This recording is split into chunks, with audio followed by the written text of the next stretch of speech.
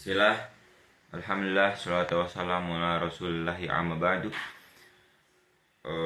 Perkenalkan, namanya Rafli Arya Putra, NIM 2023 03 26 19. Di sini saya akan menjelaskan review jurnal yang berjudul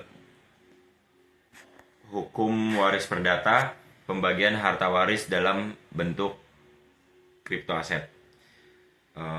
Jurnal ini diterbitkan oleh Journal of Artificial Intelligence dan Digital Business atau bisa disebut RICS. Jurnal ini diterbitkan pada tahun 2025 yang ditulis oleh Aliyah Marsanti dan Urbaniasi. Untuk reviewernya adalah saya sendiri, Rafli Arya Putra. Saya mereview jurnal ini pada tanggal 2 Desember 2025. Yang pertama, tujuan penelitian ini bertujuan untuk menganalisis hukum kripto aset sebagai objek waris. Yang kedua, menganalisis metode valuasi yang tepat dalam konteks volatilitas nilai. Yang ketiga, menganalisis mekanisme peralihan kepemilikan serta implikasi perpajakan yang menyertainya. Secara umum,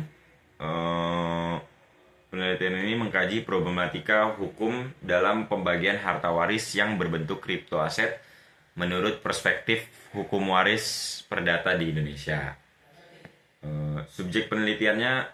Subjek utamanya adalah problematika hukum dalam pembagian harta waris yang berbentuk kripto aset menurut perspektif hukum waris perdata di Indonesia. Jurnal ini berfokus pada norma dan asas hukum yang relevan terkait pembagian harta waris dalam bentuk aset digital, khususnya cryptocurrency. Jurnal ini juga membahas peraturan perundang-undangan seperti KUH Perdata, UU ITE, dan peraturan Bapepti terkait pengakuan aset kripto sebagai komoditas. Metode penelitian yang digunakan oleh penelitian ini adalah yuridis normatif. Pendekatan yang digunakan meliputi pendekatan perundang-undangan, konseptual, dan komparatif. Fokus penelitian berbasis studi kepustakaan untuk menganalisis norma dan asas hukum yang relevan. Bahan hukum yang dianalisis terdiri dari bahan hukum primer, yaitu peraturan perundang-undangan, sekunder, literatur, dan artikel ilmiah, dan tersier, yaitu kamus hukum. Teknik analisis yang diterapkan adalah deskriptif, kualitatif, dan dengan menyusun argumentasi hukum secara sistematis. Adapun hasil penelitiannya, aset digital, kripto aset dapat dikualifikasikan sebagai harta peninggalan berdasarkan penafsiran ekstensif terhadap ketentuan KUH Perdata tentang benda bergerak tidak berwujud. Valuasi kripto aset untuk pembagian waris dapat dilakukan melalui valuasi pada tanggal kematian, tanggal distribusi, valuasi rata-rata, valuasi berdasarkan kesepakatan, atau distribusi in kind.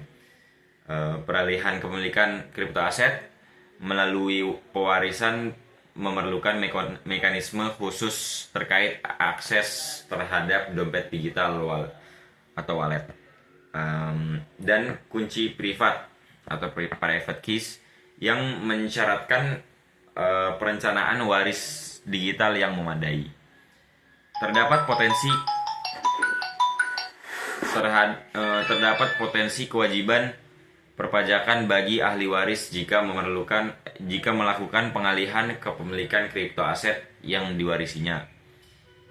Penelitian ini merancang sistem pewarisan aset kripto yang terdiri dari modul inventarisasi aset, wasiat digital, validasi ahli waris, transfer aset menggunakan smart contract dan multi signature wallet, serta dokumentasi dan audit. Adapun kekuatan dari penelitian ini mengangkat isu yang sangat krusial dan up to date terkait kekosongan hukum dalam sistem waris di Indonesia terhadap aset digital. Yang kedua, memberikan klasifikasi status hukum yang jelas untuk kripto aset, yaitu benda bergerak tidak berwujud sebagai objek waris. Yang ketiga, menawarkan solusi praktis teknologis berupa perancangan sistem pewarisan modular untuk menjamin aksesibilitas dan keamanan melalui teknologi blockchain dan multi-sig wallet. Adapun kelemahan penelitian ini, meskipun menyebutkan bahwa aset kripto dimungkinkan menjadi objek warisan, namun belum terdapat pengaturan khusus yang eksplisit, sehingga hasil penelitian masih bergantung pada penafsiran hukum yang luas atau ekstensif. Yang kedua, sistem perancangan yang ditawarkan masih bersifat konseptual dan teoritis, produk dari penelitian atau produk dari penelitian normatif, sehingga implementasi di lapangan memerlukan pembentukan kerangka regulasi khusus dan validasi teknis yang komprehensif. Terakhir, yaitu kesimpulannya, aset kripto di Indonesia diklasifikasikan sebagai benda bergerak tidak berwujud dan secara hukum dimungkinkan untuk dijadikan objek warisan. Yang kedua, belum terdapat pengaturan khusus yang eksplisit mengenai mekanisme pewarisan aset kripto dalam sistem waris nasional, sehingga menciptakan ketidakpastian. Dan terakhir, pewarisan kripto aset memunculkan tantangan kompleks terkait akses kunci privat, identifikasi kepemilikan, fluktuasi nilai pasar, dan aspek teknik distribusi. Sekian dari saya. Assalamualaikum warahmatullahi wabarakatuh.